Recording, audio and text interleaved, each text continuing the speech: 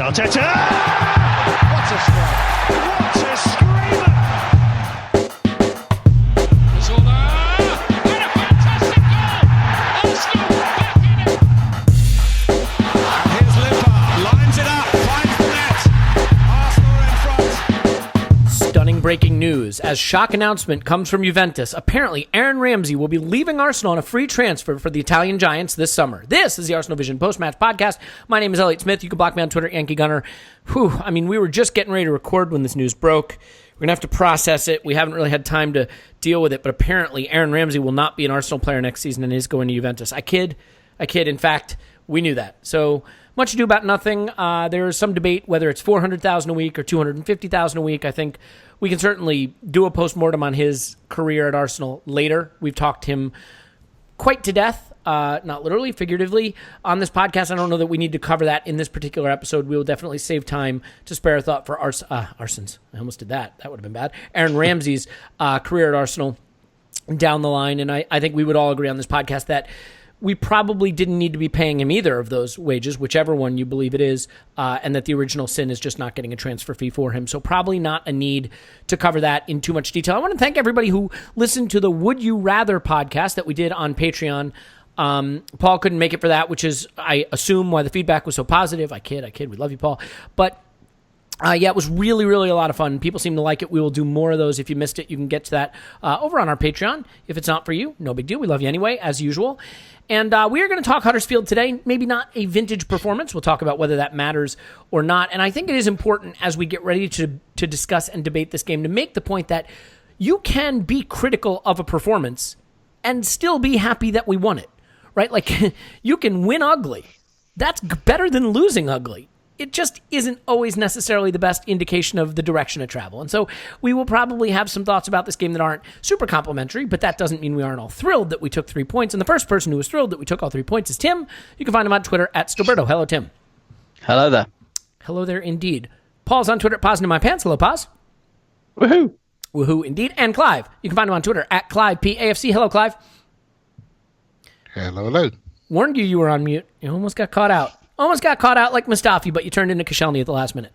Okay, so let's dive in. And Tim, I'll start with you. I think you have to have some sympathy for Emery in this game because he just didn't have a lot to choose from. It was a depleted squad with the announcement. There was an illness that sort of ripped through the dressing room. How and why you would let Mesut Ozil even come to the training ground without like medical gear on, boy in the bubble style, I'm not sure given his immune system. But at the end of the day, no Ozil, no Aubameyang, which was sort of a surprise. Quite a few missing through illness and injury, and as a result, he had to pick a much-changed side. He went with a back three. I'm not particularly of the opinion that a back three is inherently defensive. I think it can be deployed in a very attacking manner. So for you, did you have any issues with the way he set us up away at a team that hadn't scored since 1925 and had lost 22 of their last 19 games? No, well, not especially, not when I saw the team sheet. Anyway, I think kind of in retrospect, what it's fairly obvious he tried to do was set up on the counter. It was, and I don't know whether that's what his preferred tactic would have been had everyone been available, but Iwobi, Mkhitaryan and Lacazette was pretty much all he had going forward, with the exception of Denis Suarez. That's a very counter-attacky front three, and that's where most of our kind of best play came from in the first half, and the few bits of attacking play we put together in the second half, it was almost always kind of either counter-attacking or forcing turnovers high up, and I think that was what he tried to focus on doing, and obviously we did it better in one half than the other. And I think he just thought not so much, not in a hugely negative, because this is the thing. Obviously, he's getting a reputation as a really negative manager, or a very conservative manager at least. Even though he played 4-4-2 away at City, which isn't a hugely conservative thing to do. I just think he looked at the players he had, and not so much out of an admission of defeat or these players are crap. I've got to sit back. It's more the type of players I think he had available were quite of that kind of counter-attacking ilk.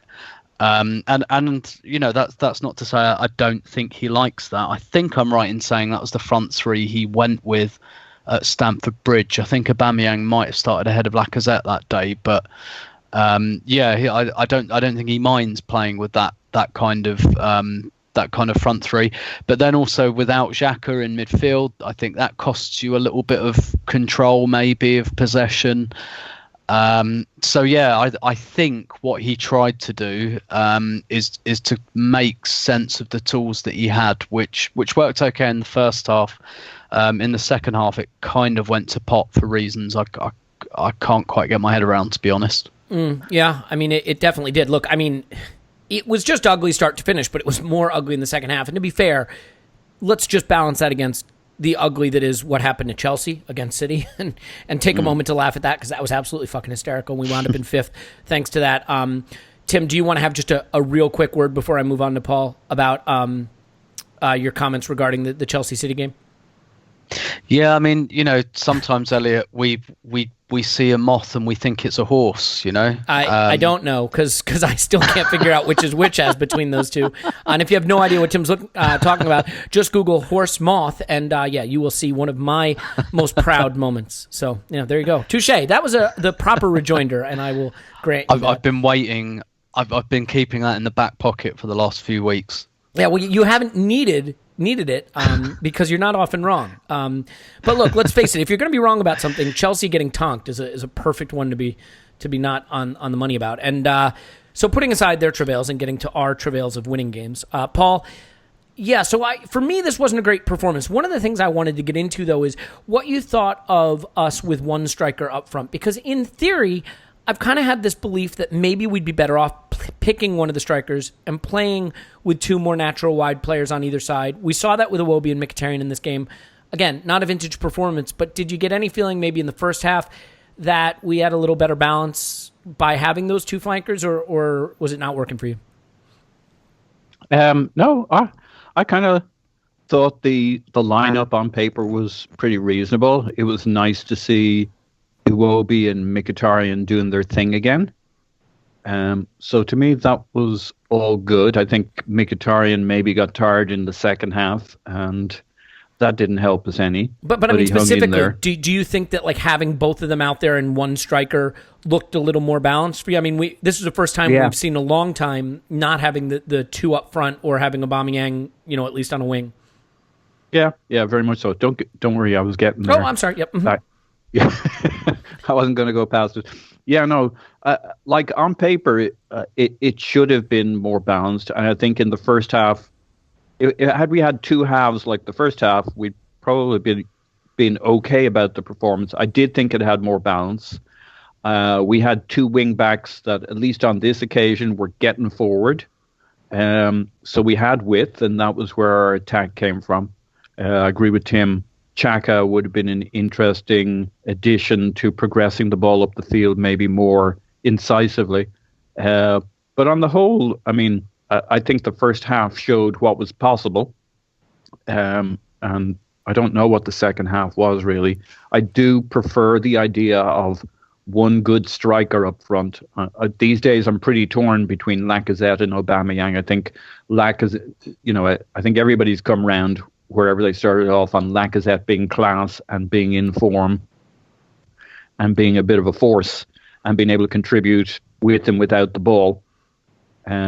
So he's just kind of a bit undroppable at the moment, which is hard for us Aubameyang camp people. That would be me, yeah. And I don't think he's hard to drop. I could drop him easily for Aubameyang. I think there's nothing to choose between them, because I think that Lacazette gives you a lot of things out of possession that Aubameyang doesn't necessarily do as well, but I also think Lacazette sometimes struggles to turn dangerous positions into chances. So it's a little 6 of one, half dozen the other for me. I still think Aubameyang is your more reliable goal scorer, but that seems like, me just pointing at the sky and saying it's blue. Yeah, and maybe I'm just, I would have put myself right beside you on that. Maybe I'm just a little bit closer to the Lacazette side these days. I mean, he's just been so bloody class. His energy, his strength, and what he's done. So, again, this is talking to the balance point, even if I may seem like I'm wandering off it. I think he gives us so much in the centre that it really works well with him hooking up potentially with Mkhitaryan and Iwobi's options we haven't seen for a while, and then Suarez coming in to take one of those two spots. This could be a formation that does us a lot of good, but this second half performance won't do a lot for the confidence. Yeah, and I mean, ultimately, I think, look, when you talk about a performance being bad, it's easy to then, go after the manager and say, well, it was a defensive setup. I want to sort of clarify something, Clive. A lot of people in the wake of this were saying, we were too defensive against Huddersfield, and, they had more possession than us and more territory than us, and those things are true, but the issue for me isn't that we were defensive or not defensive. It's just that we were very, very bad at passing the football.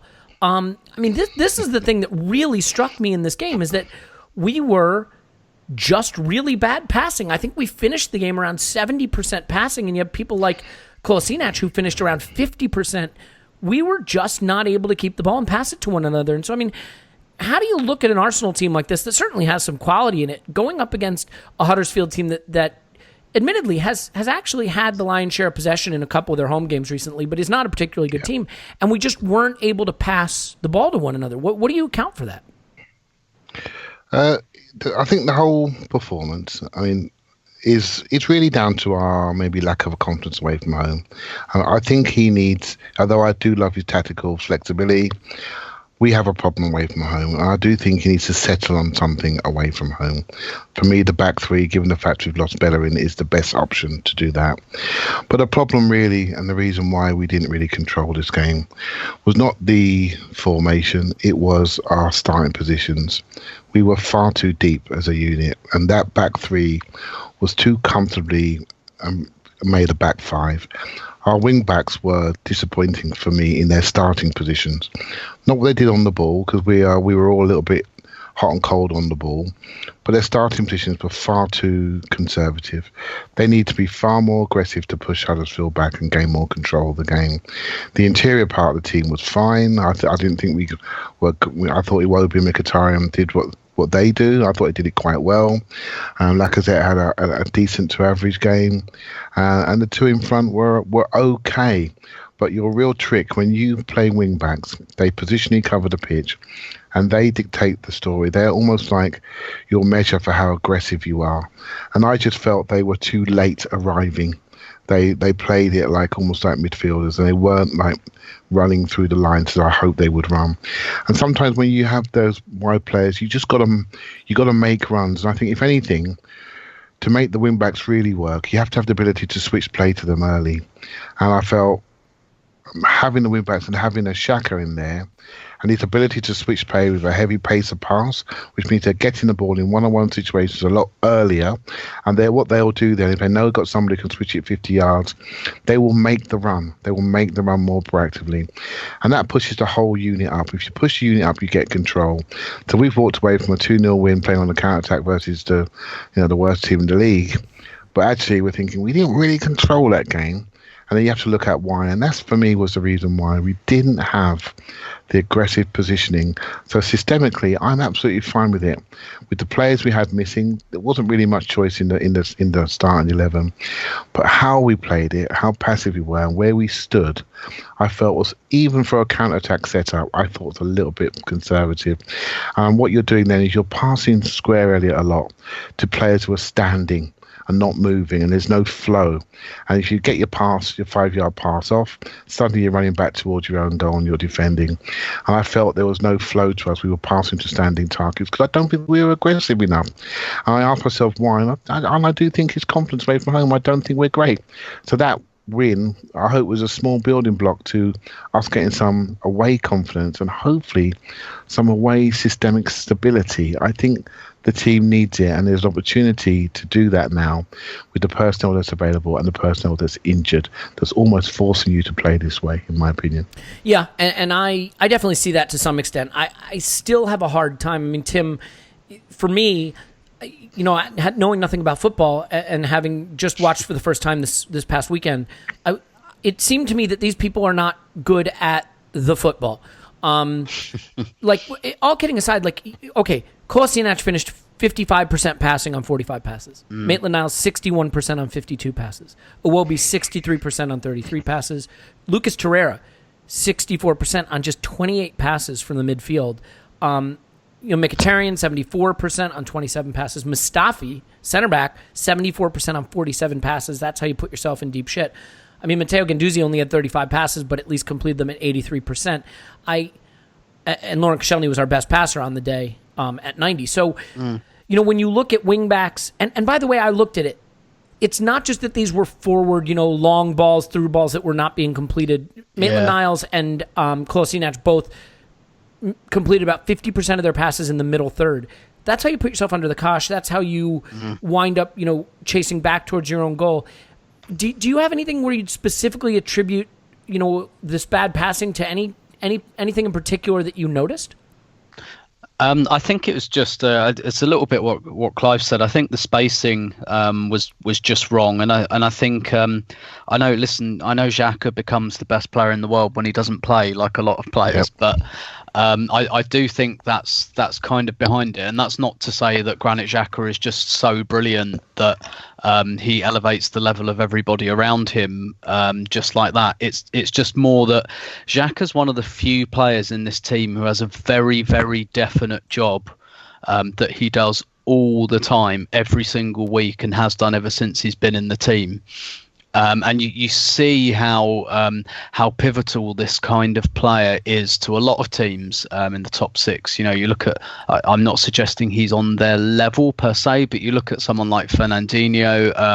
I think he's better than Jorginho's been at Chelsea so far. But, a lot of managers are very married to having that kind of deep distributor. And it's interesting because there's lots of defensive midfielders playing a little bit higher up, much to the confusion and consternation of everybody. And I just wonder if it was maybe a little bit confidence, a little bit people just not quite sure of their jobs. And I think Clive's right, really, because when your wing backs are starting as fullbacks effectively rather than really pushing up, then you haven't got a four in midfield anymore. You've got two. And so you've got Guendouzi and Torreira. And then who do they go to? Because Iwobi and Mkhitaryan aren't playing out wide; they're playing in those kind of half spaces, and those are difficult passes to find. And those are the passes that someone like Xhaka and probably someone like Ozil as well, and Ramsey, they're all good kind of progressive passes into those types of player. I think Guendouzi can do that, but I think he went very deep. I think maybe he was supposed to be the deep distributor, and he's got a pass in him certainly, but I don't think perhaps he's quite got that rhythm that Xhaka's got, where Xhaka plays that role in autopilot, and as a result the whole team goes on autopilot because they know what's going to happen when he gets the ball. So I just think things were a little bit muddled in that midfield, and instead of the wing backs pushing up to make it a four, it kind of became a two.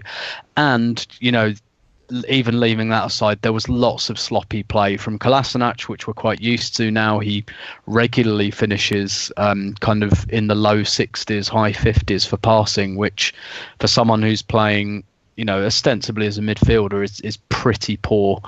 Maitland-Niles, I was watching the breakdown, and I think Adrian Clark said Maitland-Niles got the ball 25 more times than any other Arsenal player. So they were obviously told to go down the right on this occasion, which was a bit of a change because we've been hitting the left a lot.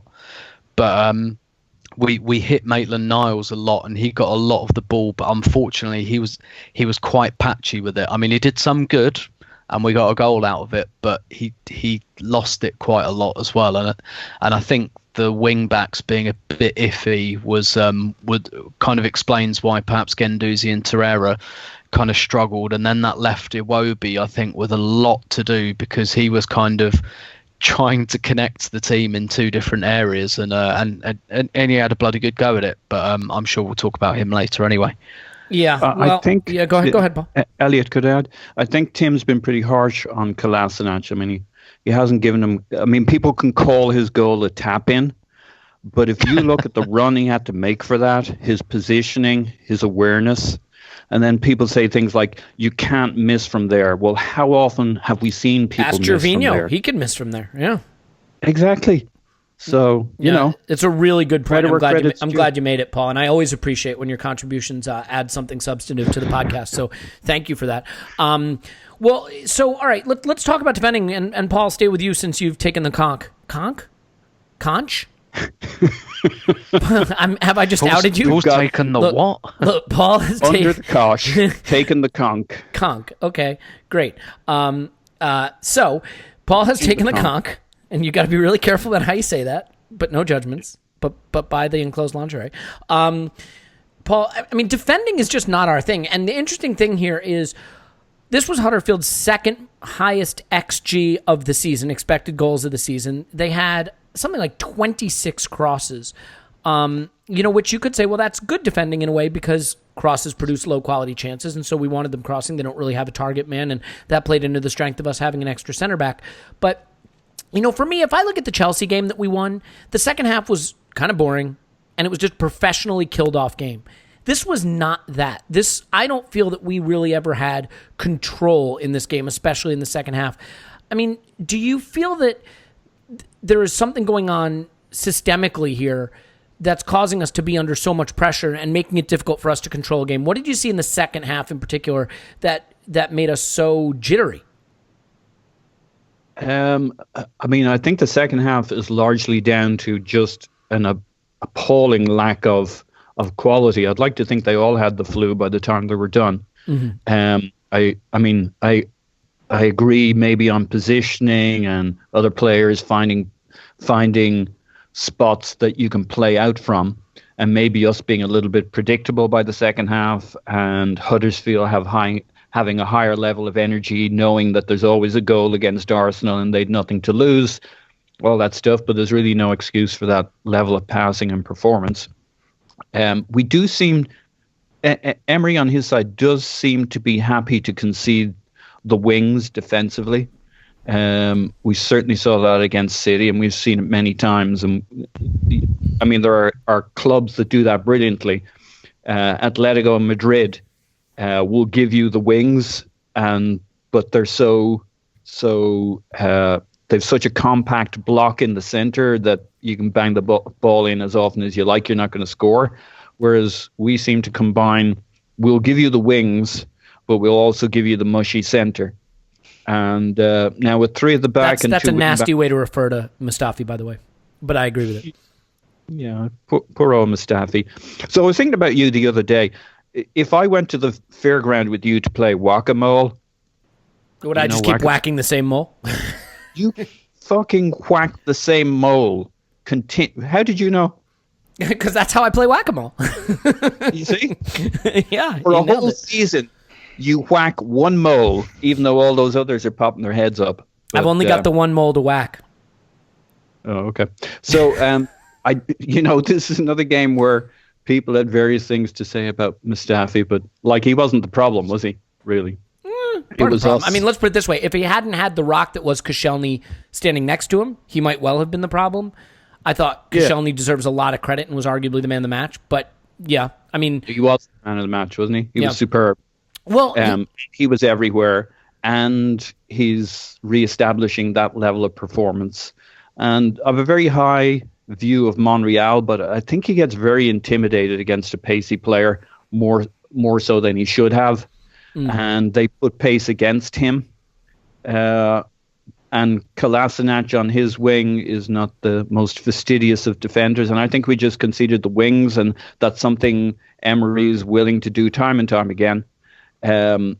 Because, and maybe this lineup talks to it too. I mean, he doesn't know how to fix our defense. And had we not had so many illnesses and sicknesses for this, maybe you could give him a harder time on it, but he does seem to have decided he can't fix our defense, but you can't conceding goals is going to get going to put a hole in our boat for top four, and so there is a bit of a conservatism, a pragmatism, but I don't know what his answer is, because conceding the wings isn't working for us at the moment. Yeah, I mean, I agree with that. And look, I think ultimately there was a point in this game, even as poorly as we played upon reflection, where I thought this could be a 6-7 nil scoreline like what Chelsea did to them at Stamford Bridge. Because, for as much as we weren't really keeping possession, when we did string a couple passes together, we cut them open quite easily. And I don't know why that stopped in the second half. I mean, maybe Mkhitaryan started to fade, which you could understand because he's only played one half of reserve football since he's been back. They pressed us like crazy. I'll throw out an interesting stat, and this is for anyone saying, why are we so much worse away from home? So we beat the shit out of Huddersfield on XG in the reverse fixture. Okay, so at home, we really punished them.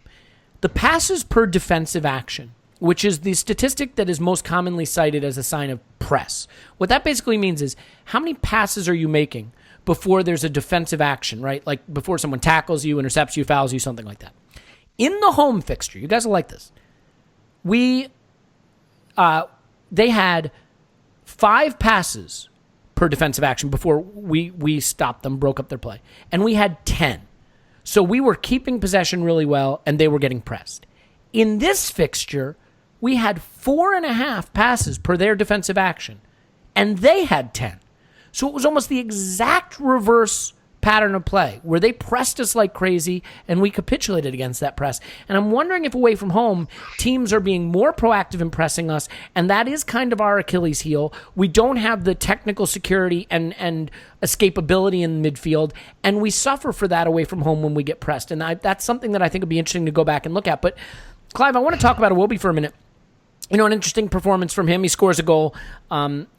Somewhat fortunately, I think he was in the right place where he needed to be. Didn't make the best contact. They all count. He hit one straight at the keeper. Did not receive the best reception from the traveling support, so to speak, when he was taken off. How did you feel about his performance? I thought he'd done fine. I thought the game was set up for him. It was a counter-attack game, and he's somebody that can make big strides and travel with the ball quite well. He's a good, strong runner, and the game was set up for him. I did feel collectively, as I said earlier, if you're looking for reasons why we didn't control the game, it was where we stood. Our average position map was way too deep. There's nothing more than that, and so there's nothing. The stats are an output of how you approach the game and how aggressive you were. We were not aggressive enough, right? So Iwobi as a player, you heard me say before, there are top 6 games and there are the rest. And against a lot of the rest of the teams, he's absolutely fine.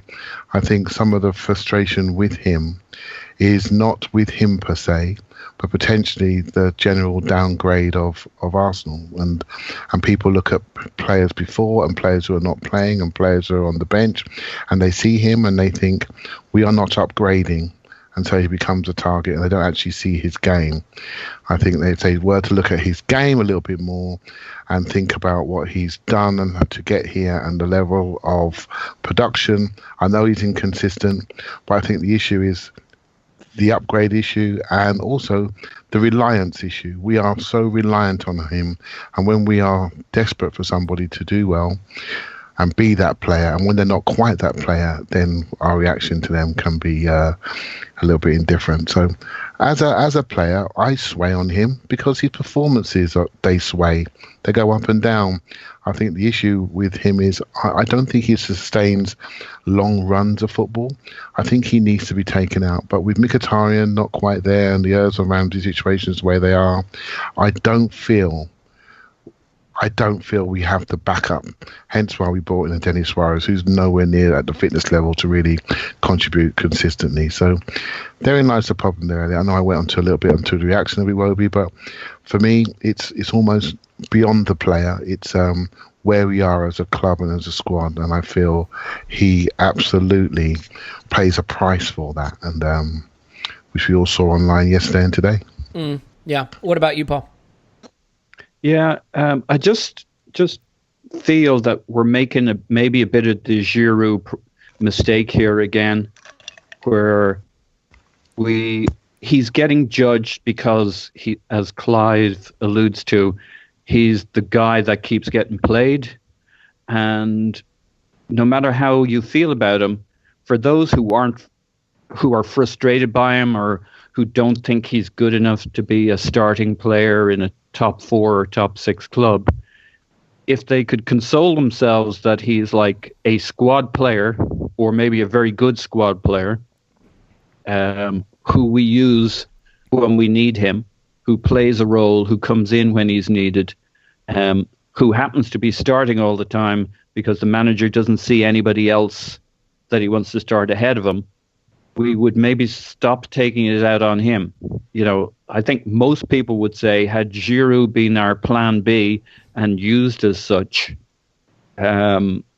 we'd all have thought he was a great guy, and a real asset, etc. Now, there are people across the spectrum on Giroud, and I think there are people across the spectrum on Iwobi, but most people could get on board with the idea that he's a very useful player to have in your squad.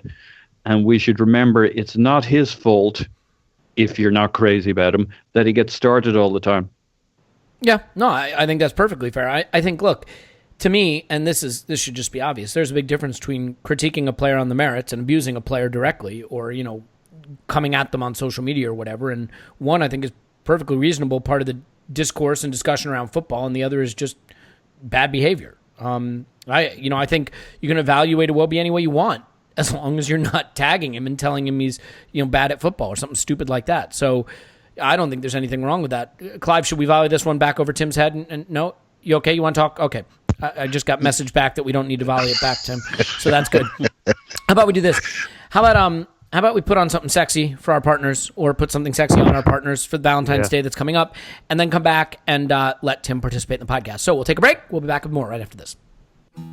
Okay, everyone, it's time to tell you about our friends at Enclosed Lingerie. You can find them online at The Enclosed, ENCLOSED.com.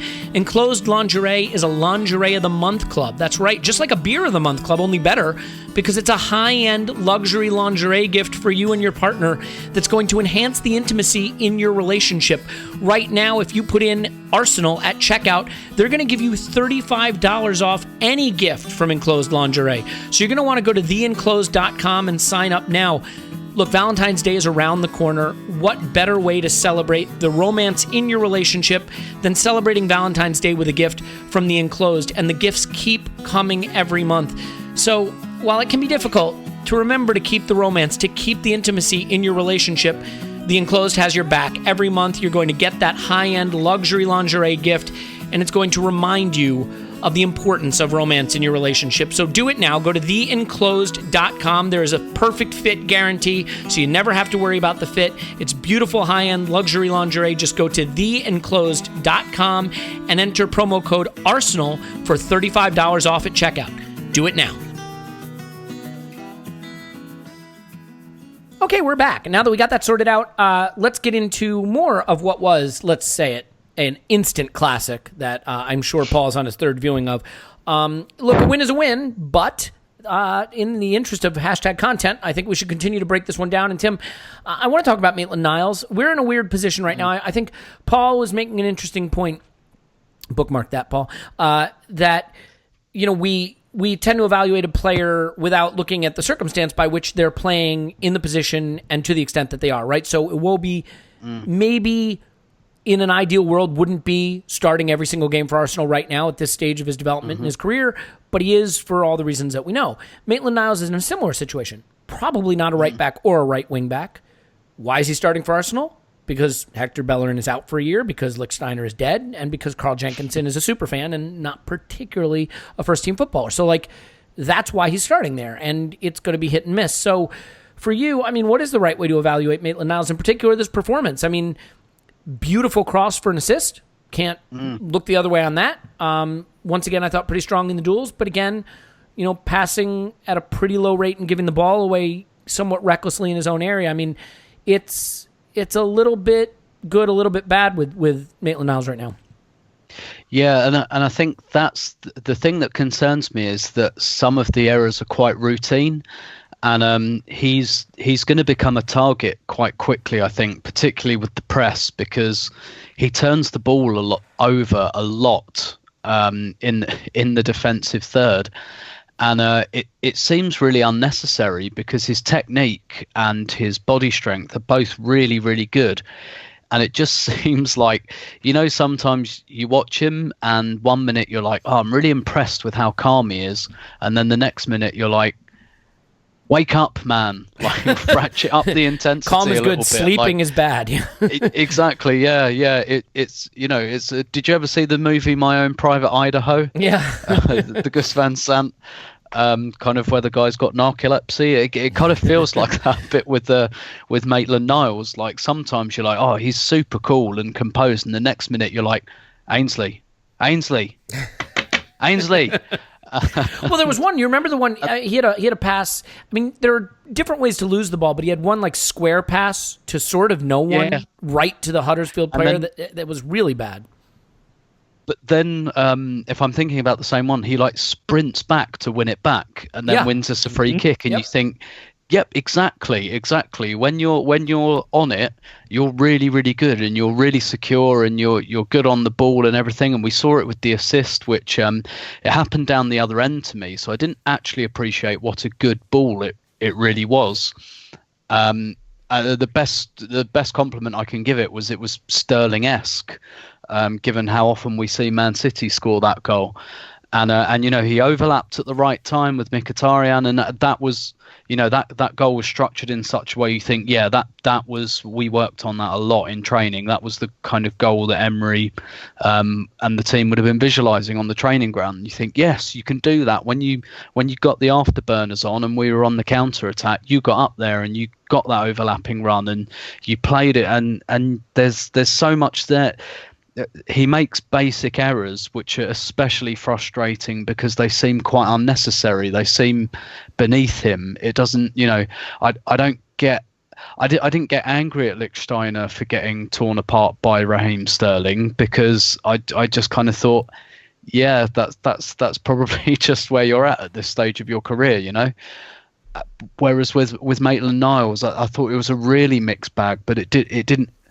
Maybe I'm wrong, but it doesn't feel and look like it needs to be a mixed bag. It looks like, look, he's not Bellerin. Of course he's not. That's just a consequence of losing your first choice player. Nobody has like second and third choice fullbacks that are as good as their first choice. Nobody has that. Everyone's going to suffer in that scenario. But I look at what Man City did last season with Fabian Delph, and Fabian Delph played left back all of last season because Mendy was injured, and he wasn't the best in the world at it. It's probably not where he wanted to play, but he did a passable enough impression. And I do think Maitland-Niles has got that in him. I think he's good enough to do like a passable impression, but he just makes errors, particularly in the defensive third, which are potentially really damaging. They were really damaging against Man United, and if Huddersfield had, even a championship level attacking player, they probably would have punished us a bit more for some of his mistakes in the final third. And that's why I think Maitland-Niles has got stacks of potential, but maybe it's just a learning point that sometimes he doesn't quite have as much time as he thinks. And this isn't the under 21s anymore, which he hasn't played at that level for ages. He's been in and around the first team all of last season, so he can't bully some of these guys off the ball. He can't do the matador thing with them and say, come and try and get the ball off me. Like, this is Premier League football. This is the serious stuff now. So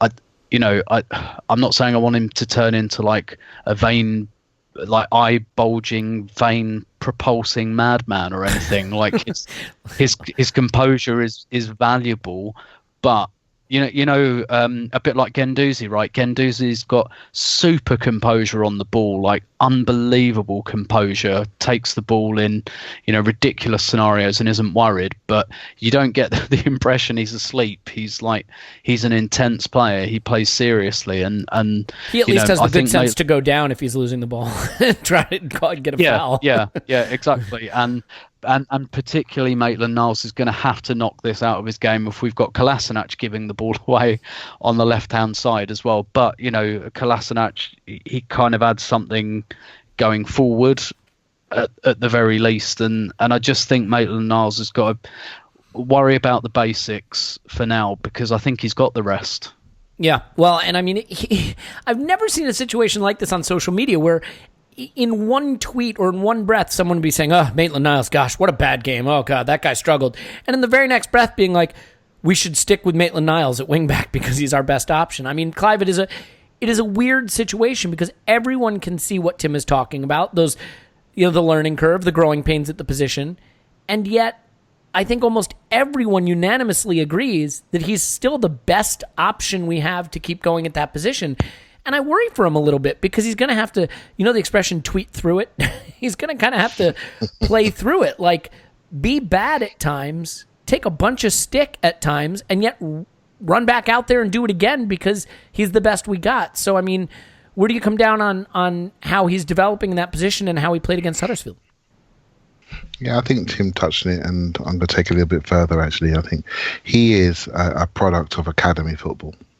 And exactly, he dominated when he was an academy player, young player. And maybe the fact of our squad weaknesses over the last couple of years, we haven't given him enough first-team football in a role that defines him, that allows him to go onto a pitch and define himself. What we've done is we've utilised him to cover gaps in our squad. And that's affected his mentality. So he goes on thinking, well, I've got nothing to lose here. I've got nothing to lose. I'll just go and do my best because no one's expecting me to be a left back. So he can go out there and he can't fail. And funny enough, now he's moved on to his right foot. He's under a bit more pressure to deliver because he's on his right side. And he hasn't always done it on his right side. And I remember watching an interview with Wenger just the other week, and it said, what's your best advice to a young player? And he said, well, pick a player that you play like and define your game on him. And I'm thinking, if I'm Maitland-Niles, how do you define yourself? Are you a left back, a right back in a 4? Are you a wing back in a 5? Are you a centre midfielder in a 2 or 3? And at the moment, he's all of the above. And when he goes out there with our hopes and dreams tied into him to be that wing back or right back, he doesn't always adjust to it properly. And I think, I am one. We can all see his ability, and we can all see what he can do, but his mentality to adjusting quickly to the position, to the system, what the game requires, that's a challenge. And Tim's point about Fabian Delph, that's a brilliant analogy. The big difference is that Fabian Delph's probably 28, 29 when he had to adjust to a new position. He's got the experience of being a Premier League player. He knows he can play at the level. He's had years at a level. He's captained Premier League clubs. This kid doesn't quite know what he is yet. He's not defined in that way in an Arsenal team, which is a higher quality than the Aston Villa team that Delph grew up in. I know he settled in well at City in the end, but I think that's a challenge, and we expect so much from him. And I think he struggles on occasion. One good, one bad. We got a few of those, haven't we? Mkhitaryan, one good, one bad. Iwobi, one good, one bad. There's a few of them at the moment that are just very hot and cold. But again, what we're seeing is a player that's coming in to replace a player that this time last year was getting equal stick for being one good, one bad. And I think it's just a byproduct of how we analyse modern players in particular. This kid, you've heard me say before, Bob Marley, needs to be a little bit more intense, bit more proactive, make the game do what you want rather than reacting to the game that's in front of you. When he's under less time pressure, when he's got time to think, I think he's sloppy. When he's forced to his physical edge, I think he's brilliant. And if you watch him closely, when he's stretched, that's when he comes out of himself. When he's not, I think he plays academy football in the Premier League. And that's maybe an issue how we've developed in my opinion. Paul, you want to add? Yeah, I just wanted to say, it seems like, I don't know when we first started discussing AMN in the first team scenario, but it feels like it was a couple of years ago, and it feels like the discussion is basically the same, which is a guy with tremendous physical, athletic attributes, skill, incredibly smooth on the ball at times, unlimited physical and footballing potential. The only question's ever been kind of, can he stay switched on? Because we've seen this right from the get-go. And I don't mean that to be harsh on the guy. We talk about it as if it's just a mental choice, but your mental capabilities are also physical, right? I'm sure he's trying. I'm sure he's trying to be as motivated, as switched on as he can be, but this may be just who the kid is. You look at Guendouzi at 19 or Torreira at 22, who looks as hard an old pro as his face looks. I bet if you saw Torreira at 18 or 19, he was just as switched on, just as tuned in. Guendouzi was quite the character by all accounts over at Lorient, and thought he should be basically the star of the team, probably because he probably should have been. And that was at the ages of 17 and 18. And you kind of of course, everybody can change and develop and grow, but they kind of have their set points. And I think this is just Maitland-Niles. I think he's trying to stay switched on, but this is who he is. And I have a feeling we'll be kind of pulling our hair out over him, getting really frustrated with him. And it may just not be his fault in that your mental attributes are physical too. So this may be kind of where his limit is. Yeah. Can I just add one thing? I would love it if you would, please. Sorry. Yes. I think that bit what Paul says is dead right. But positionally, you can fix that, and you just have some players that are fantastic off the ball. And I think he's somebody who just needs to be in the fire. He needs to be in the centre of the pitch, in the fire, in the midfield three. He reminds me a lot of Oxlade-Chamberlain in the role, right hand side of a three, with a lot of those type of skills. He can obviously play wide, but it's not his ideal position, but he can do it. And I think if we can, he obviously struggles when the game's around him. He knocks off, right? But when he's in it, in the mixer, he's much better. And I think that tells you what he is as a footballer. He's a centre midfielder, I'm afraid, that can play wide rather than a fullback that can play in centre midfield. One thing that I think is really unfortunate for him is that he was injured during our Europa League group stage. Because I thought he was going to get a lot of playing time then. Now, look, Emery wound up not rotating much, so maybe he wouldn't have. But I think it would have done him a world of good to have had some minutes under his belt. Because you have to remember, he's not only being thrown into the deep end in a position that's not necessarily natural, in the league, in the crunch period of the season, but really just back from injury and having not played a lot. And had he had that chance, to play in the group stage in the Europa League, to play in the Carabao Cup games, I think that could have been a huge way for him to kick on. Yeah, agreed. I think his best game for us this season, I think, am I right in saying he started the FA Cup game against, who was it? It was Blackpool. Yeah, Blackpool. And I thought he was really good in that game, right? And I think he played midfield even. So he was in his natural position against lesser opposition, and he looked like the level and the position suited him, and he played well. So, I think maybe there'll be an upward trajectory, but maybe there will also be some sloppiness in his game, because it is in his game and because this isn't a position that suits him. He's still our best option there for now, so let's hope he kicks on. Let's start to wrap up on this game, and then we can just briefly cast an eye forward and maybe spend just a little more time laughing at Chelsea, because I think that's pretty important. Tim, where do you stand on the winning ugly is okay debate? I mean, I don't think anyone on this podcast or anyone anywhere didn't want Arsenal to get 3 points and isn't happy that Arsenal got 3 points. I think there are valid concerns about the performance, especially in the second half. And I think it is fair to say that if we continue to play like we did in this game, we will not accomplish the things we want to accomplish, and we will not pick up points at the rate we'd like to pick them up. So, I've heard a lot of people saying like, it's style over substance. I'm not so concerned about style over substance. As I said, the second half against Chelsea wasn't stylish, but it had real substance to it. I thought there was neither style nor substance to the second half performance here. So how do you evaluate something like that when you take 3 points away, but do it in that fashion? Yeah, I mean, there's the thing. I think the thing is here, there's two different meanings, isn't there, to winning ugly?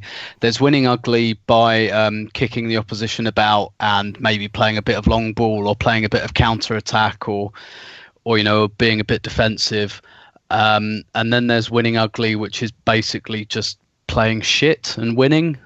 Just being bad at the football. Yeah, almost like winning to spite yourself. So I mean, personally, as someone who was kind of reared on George Graham's Arsenal, I enjoyed the shit out of us beating teams 1-0, particularly that Cup Winners' Cup run. I feel like George gets some bad press like contemporaneously, but there was a time during that period where excuse me, it was sensational. Like I implore anyone to go back and watch that Parma final from '94. It was a masterclass. It was thoroughly enjoyable because it was deliberate, and it was just come at us and we'll keep you out. It's as simple as that. And we did that many times.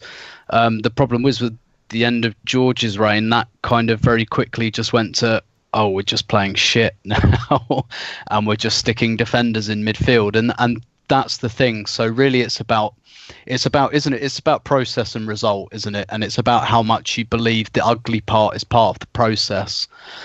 Excuse me. And I think there was a bit of ugliness in the process in that we kind of set up to play on the counter. And was it Bernd Leno made an interesting quote? I didn't see where the interview came from. I just saw it from one of those Twitter accounts that steals people's content and tweets it all out. It's at Yankee Gunner. Yep. And but it had something. He said something like, "We waited for mistakes," which obviously that tells you that's. And you know, the problem is the mistakes were our own. we waited for those. We waited for Huddersfield's mistakes, and you know, Huddersfield are a team who are going to make plenty of mistakes because they're quite bad. So that tells you that yeah, there was a bit of ugliness about this, and you know, we can all debate how far we felt that was necessary. By the way, that certainly doesn't scream protagonists. You know? This was play on the counter, try and force turnovers high up, try and force some errors, try and capitalise when they made errors. But the second half, I think that was the plan again in the second half, and we put ourselves in a position to do that. But the ugliness came because the plan just didn't happen, other than like a 6 or 7 minute period when Iwobi kept kind of running up the pitch and, you know, being very Iwobi and doing like the bit in the middle third and taking the ball into the final third brilliantly, and then just not quite having the bit in the final third. So, I mean, generally, I'm all on board with Arsenal winning ugly if that's the plan. I've never been one of these people who needs particularly to see, you know, champagne football. I think I've said many times I'm actually quite a big fan of direct football. Anyway, I find any kind of provocative attacking football very entertaining, and if that means long throw-ins and long balls, that's kind of fine with me. But so, would you prefer Allardyce or Pulis to replace Emery? Yeah, but yeah. So I think this was maybe 30% ugly because that was kind of the plan, and 70%. That actually that we didn't really execute the plan particularly in the second half. Yeah, I'd say the 30% was the first half, right? Because it wasn't pretty, but we put them to the sword quite a bit when they did make those mistakes, and you know, we looked threatening. And in the second half, this looked like a game where we were like, okay, 2-0, let's coast, but we didn't coast. I mean, they really did create some opportunities, and you know, I know there were some people on Twitter that said, look, it was ugly, but it was comfortable. I didn't feel it was comfortable. Did I ever think we were going to lose it? I mean, I guess it's fair to say that we had the 2-goal lead for most of the second half, so maybe not. But I would be concerned about, quote unquote, protecting a 2-0 lead in the manner that we did in the second half. I mean, there's also a lot of revisionism, though. There are people who are using the Arsene Wenger stick to beat Emery and saying, at least under Arsene, we played pretty football. I love Arsene Wenger. I think it is absolutely incorrect to say that we played beautiful football the last couple of seasons. I mean, look at Brighton away last season that we lost, and it was particularly unappealing. There was one season where the only way we were able to get into the top four was basically by just shutting down our attacking game and playing dour defensive football for the last 3 months of the season. We had to switch to a back three. We were forced into a back three to right the ship a couple seasons ago and played very defensively. So while I'm not saying that Emery has unlocked something special about Arsenal at this point, I do think it is incorrect to suggest that we were playing beautiful football under Arsene Wenger the past couple seasons. And oh, by the way, 2 of the prettiest goals I've seen Arsenal score in the last 5 years were this season. But under him, yeah. I mean, there were 2 and granted, it's just 2 goals, but still, everybody remembers the Wilshere goal against Norwich. People are quickly forgetting 2 of the best goals you've ever seen Arsenal score were this season. So, maybe worth remembering that. Paul, I mean, where do you come down on this, the issue of being critical of a performance that results in 3 points? Do you think that it's one of these situations where shut up and take the points, or is it fair to look at this and say, I have concerns based on, look, we did go on quite a long winning run earlier this season, or unbeaten run anyway, where we didn't play particularly convincing football and people talked about regression and then we regressed a bit. How much should we interrogate an away win when it comes at the expense of the performance? Well, I think you need two or three different lines of perspective on this particular game at this particular time. I mean, it's not the only time a person could be frustrated at the level of performance and the aesthetics of it. But I do pretty much go for this is a game, criticize the heck out of it, but with a little perspective, which is to say, given the options available, this was probably as reasonable a way to approach the game. They got a win. They were 2 goals up. They had it wrapped up by half-time, only it's Arsenal, so they didn't really. I made a joke on the day of we're as good at keeping a clean sheet as Jorginho Wijnaldum after a Vindaloo on a Friday night at the moment. So we just, Okay. there is no safe, there is no safe margin, right? You're 2 up at halftime. We're looking really good. We're into added time, and we find a way to concede even at that point, even though we've dodged every bullet to that point. So I think it's fine to criticize with a little bit of perspective of it's where we're at the moment. But you can make the counter argument that there's been a lot of not very pretty or not very exciting football, and the quality in the second half was pretty poor. But maybe a few other people have a cold, and maybe this is a team that hasn't.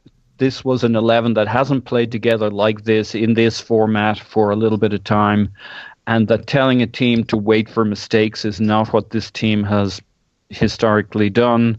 So you could come up with a lot of extenuating circumstances, but I didn't feel very good at the end of our second half, that's for sure, and I don't think most of Twitter did. But give it a few more games and see what approach we take and what level we play to. But this can't have been particularly good for the morale of the team. On the other hand, 3 points, nothing succeeds like a little bit of success. And we got a couple of games against Batty Borisov. So hopefully we get a couple of wins there. And then you come out of that and a stronger team, stronger squad, and we'll see what we do from there in. But I think for most of this, for the rest of this run-in, we're going to see a manager who constantly takes very pragmatic choices as he tries to craft a way to get this team into 4th place. And I think it's going to be mostly ugly. Yeah, no, I think that's all well said. Look, I would say this. I am not suggesting by any means that we need to be entertained every game. I do think playing entertaining football is part of the remit of a coach at a big club, that ideally the way you get a winning team is by playing attractive football, but I don't think that's a requirement. I don't think my complaint with this game is the lack of attractive football. I think it was the sloppiness of the football, the poor passing, and the extent to which we allowed ourselves to be pushed back into our own territory from the 45th to the 60th minute. So that's a 15-minute period. We completed 1 pass in the opposition half that originated in the opposition half and ended in the opposition half. In other words, we had 2 other passes that went from just across the midfield stripe, but 1 pass that was completed in the opposition half from the 45th to the 60th minute. I think at Huddersfield, the worst team in the league, that's probably teetering on too defensive, right? I mean, I think we can agree that that's probably not the kind of balance you want, and that even a good team, that you're putting yourself under too much stress. From the 76th minute to the 90th minute, we completed 1 pass in the final third. 1. It was a cunning plan, Baldrick. Yeah. So, I mean, I just think that sometimes maybe the message is, let's defend and play on the counter.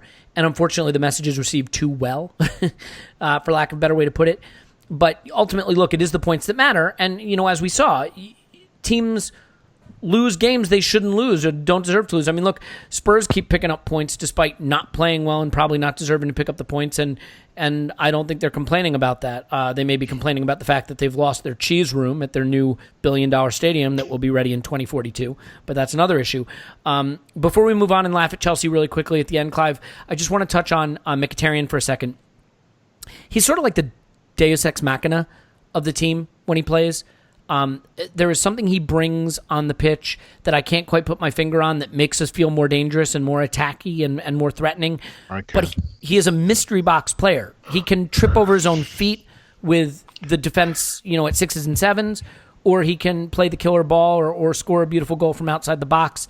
A sloppy player, but a player that adds definitely something to our attack. Do you want to quantify that in a way that I have been unable to because I am an inarticulate buffoon?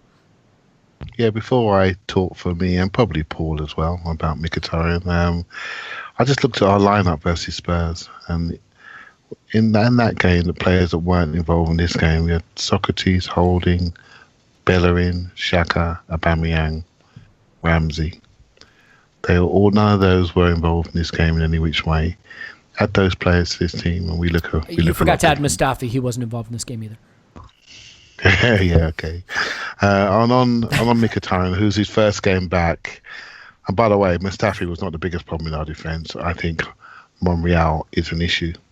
Mustafi, we've already had a decision on. Monreal is one of those players that could be it. That's what we're getting. A bit like Lichtsteiner.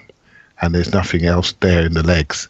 And he's running back into his box, not even trying to catch people up. And that's a massive weakness. It's amazing how people pick on people during games, but the player that scared me the most this game was Monreal, and people are picking on him. And what you do as a coach, you always pick on the weak link, and they chose him to pick on, not Mustafi and not Koscielny. That's quite interesting. So that's one for you to think about. So for me, Mkhitaryan. I never think about anything, Clive. Don't give me that much. Don't give me that much credit. Mkhitaryan. I am a fan. This is not revisionist. This is something that is obvious to me. In our best performances, he's always been part of them. He never gets dominated, and that's the key thing to look for. He doesn't get dominated. He always makes sure he holds his end up with a bargain. He works really, really hard. He supports his fullback better than anybody else, or his wing back better than anybody else, and he creates things. He switches sides. He gets close to Iwobi so they can double up on the left-hand side. They like playing they like playing together. That's for certain. He knows his role. He's really well defined. He's not perfect. His execution is not perfect. But, I think we've really missed him in this last period, and I think Iwobi's missed him. It's no coincidence Iwobi had his best game for a long time when Mkhitaryan's come back in, because the burden's off, right? So, I'm a big fan of what he is, and whether he'll be at Arsenal in 2 years' time on that wage, I'm not so sure. But at the moment, as soon as he's back fit, he's straight back in. So that tells you what the manager thinks about him, and so. I think sometimes you get better when you don't play. I think more Arsenal fans are aware of him now because I think they know we've missed him, and I'm glad he's back in our show. Yeah, I am too. I think it starts to pose some interesting questions. So, Tim, let's just quickly sort of look ahead. It's two legs of the Europa League with nothing between them. More about two legs with nothing between them in a coming episode. That's a rework of a joke I did on Twitter. But, I mean, where do you see shit on Twitter? where do you see the manager coach going in terms of how he uses Mkhitaryan maybe over these two legs against Bate and how it might influence his decision regarding the strikers? Yeah, that's going to be a really interesting one, actually. I think he obviously doesn't think, and in his short cameos, I think it's kind of showed that Denis Suarez is really up to the mark yet, fitness-wise, and I can't see that dramatically improving in the next kind of few days. I presume that quite a few of the players that missed this game will come back. I mean, we haven't really heard about the seriousness of Ramsey's injury or Mesut's sniffles. I can't imagine that will endure too much. Aubameyang should be back. Maybe we'll have Granit Xhaka back as well. So it gives us quite a lot more in terms of options. I think he'll play Mkhitaryan again. I think that he'll, he broke his foot, didn't he? So it's not like he had this, horrendous injury that he really, really must play his way back in. He had like 6 weeks out. So I don't think there's too many concerns about kind of just playing him and letting him kind of get on with it. I think he'll lean on Mkhitaryan quite a lot, and I think he'll probably rotate Iwobi and Suarez, which seems fine to me. I think Mkhitaryan's a player he trusts quite a lot. He usually plays him. Mkhitaryan, I think, is one player who kind of fits what Emery wants to do. He really understands and I think likes that role where perhaps he's not quite a number 10 but not quite a winger, kind of playing in those half spaces. And I think particularly while we're without Bellerin, whoever we play at right back, whether it's Maitland-Niles or Lichtsteiner, one of the reasons I think he'll lean on Mkhitaryan is that he kind of knows what he's doing on that right-hand side. And we saw that for the Lacazette goal, that Mkhitaryan kind of, he knew to wait for that overlapping run. And I think he's quite good for a right back to play with if that's the way you're playing. So I do think that what we'll see is a bit more playing one of the strikers and sharing their game time a little bit. I like Lacazette and Aubameyang together. I'm not convinced the manager really likes it. I think he likes to leave, a little something on the bench. So I think we'll see that now. Now he's got Suarez in there as a kind of rotation option. So I think that's what we might do. Jorginho will Wijnaldum. Yeah, to leave a little something on the bench. Yeah, best not to visualize that too much. So I do think that's what we'll do, particularly away from home. I think we'll kind of stick with the wing backs because what's he got at full back really? Kolasinac and Maitland-Niles. Monreal probably can't quite get up and down like he used to. We don't have Bellerin, which is why I think he went with the wing back. So yeah, I think Mkhitaryan will play. I think he might start Lacazette, just because Lacazette he doesn't tend to trust Lacazette for 90 minutes that often. He has done in recent weeks, I think, more because he hasn't had much of a choice, and I think he probably would think that Aubameyang's a decent player to bring off the bench, and Lacazette's, I think he's got 3 in his last 4 now in the Premier League. So basically I think Mkhitaryan will be fitness permitting, will be the one who plays more than anyone else in that kind of front 3. I would go for that. Yeah. I think he is. You take what do they say? The rough with the smooth or whatever? Or was that just my wedding night? Yeah. Okay. Don't step on my wedding night joke there, Tim. I want to make sure everybody heard that. So yeah, that's fair. It is interesting because do you have any suspicion, Tim, stay with you just for 1 second, that, when Arsene Wenger wanted to rest players, they had a toenail injury or they were sick. Do you think Emery, who has been reluctant to rest and rotate, maybe played a little of that with this illness thing? There was a report of illness all week, but with the Europa League coming back and, Aubameyang has played a lot of minutes, these guys haven't had a lot of rest. Yeah. Do you think he maybe took advantage of that tactic a little bit here? Yeah. Yeah, I think so. And the fact that it was Huddersfield and he thought, if there's ever a Premier League game I can get away with it, it's probably this one. Yep, right. I think... Yeah. So I think that, Aubameyang, the reports were that he was sick quite a bit earlier in the week. Mm-hmm. And, Xhaka was in full training as well. I think he probably thought, take a little bit of a gamble. I'll give these guys, had it been like Spurs away, I think we'd have seen them, put it that way.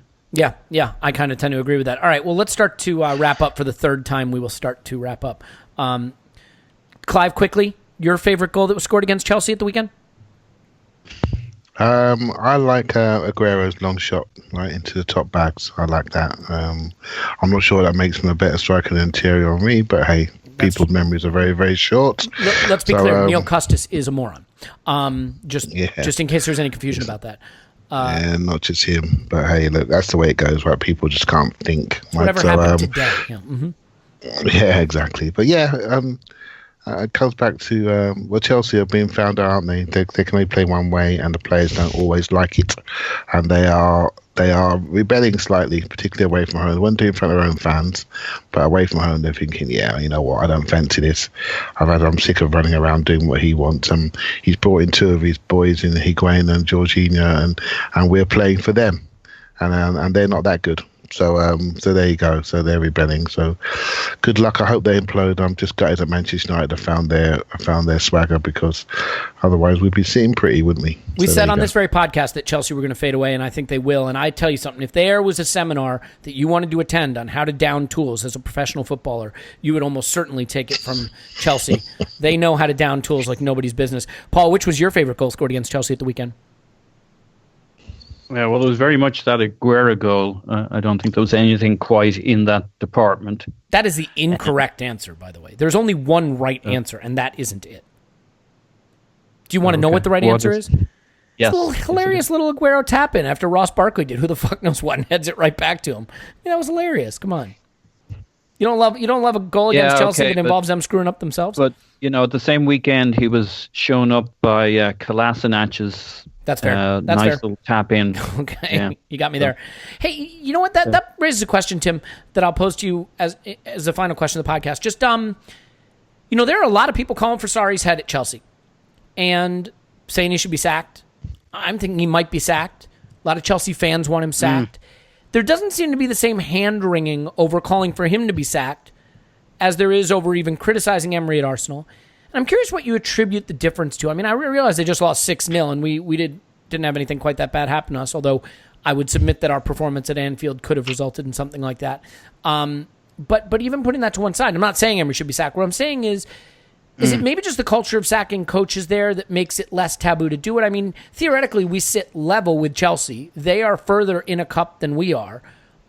So why is it no one bats an eye at saying Sarri should be sacked, but criticism of Emery is taken with a lot more umbrage, so to speak?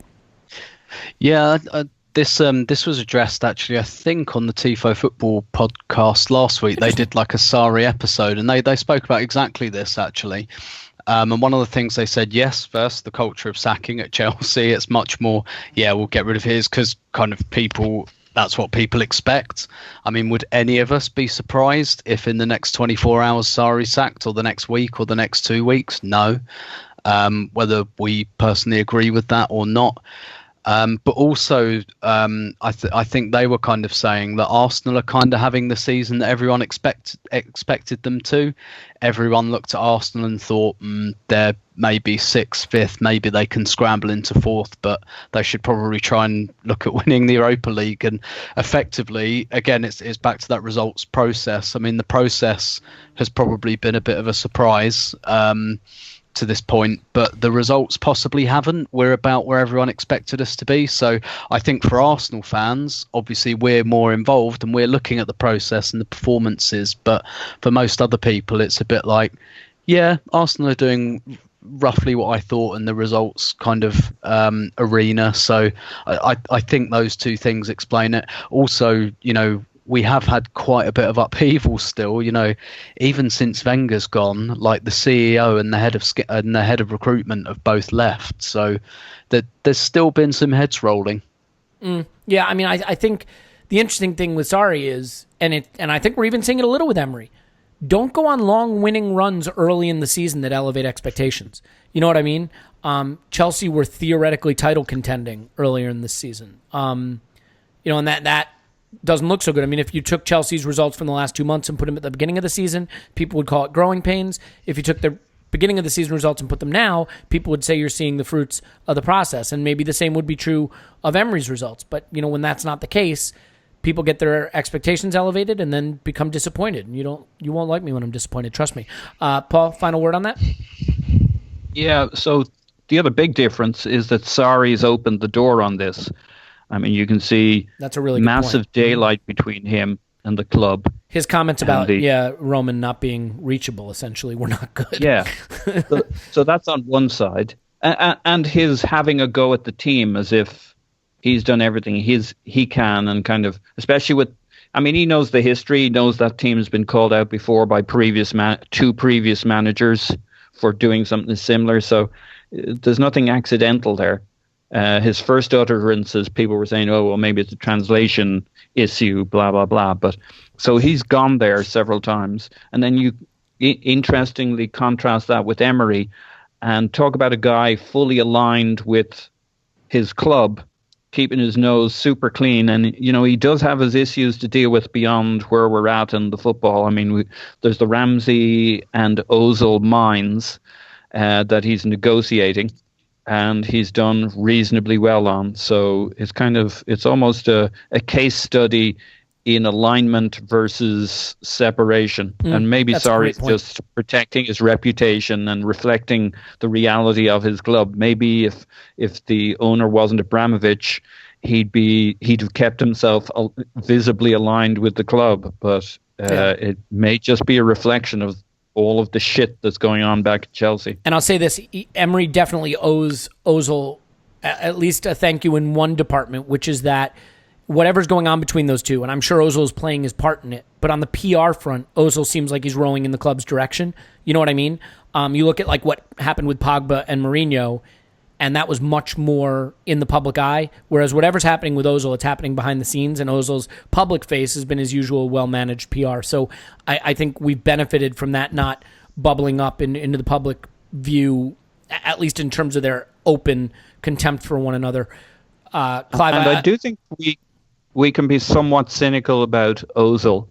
And having read up a bit on him recently on some of the good coverage out there, I think he's just a very quiet guy. And yes, he has a PR organization doing his PR marketing, which you can take cynically. On the other hand, I like to think that it's a reflection of he's a guy who likes playing football and doesn't like the public shit, and he leaves that to his PR company. So one can maybe take it more cynically. Well, I mean, surely you'd agree there's something going on behind the scenes, though. Oh, yeah, no question. Clive, final thought on that? Yeah, on Emery, Emery is massively respected in the game. And I'll tell you now, you listen to other people within the game, they always say Arsenal have a good manager. Don't agree what he does all the time, but he has got a lot of coaching respect, and I think he is establishing himself in the club. I'm desperate to see how he picks talent, and once I feel we can align it to him, and then we can then start to see what type of a team he's going to produce. At the moment, he is coaching our team as his job title says. He's coaching them and trying to squeeze as much out as he can. And that's the reason I am not sure about the respect by which Sarri's held within Chelsea. The fans have been mumbling for a couple of months now, and it's really come to its head. And, Chelsea's got more leaks than anything you want to think about, right? So, and they've got an incredibly strong dressing room. That's not as strong maybe as it used to be, when they could basically manage themselves to win the Champions League. So, I think within the game, whispers are out there. Sarri's struggling, and I think Emery is holding on, and he's got a good chance of stringing some results together, and hence why I don't think the light is shining in exactly the same way. Yeah, no, I think those are all really good points that I would never have considered because I don't have that insight. Quick one-word answers from each of you. Tim, you think Mesut Ozil will start against Bate on Thursday? No. That's sad. The one thing I miss is like watching him beat up the likes of like Ludogorets or whatever. Like I like him against minnows. Clive, what do you think? No way. No. Paul? No, mate. The team's gone past him. No. Okay, great. So cool. So that was money well spent. Awesome. I think he'll start, and I think he'll dominate. How about that? I'm always willing to make the ridiculous. What's the word I'm looking for? Forecast. I don't know. I've run out of words. Since I've run out of words, kind of like, yeah. I think he'll be swung into the game on a crane, suspended like a Greek god, Deus ex machina. Okay, cool. Great contribution.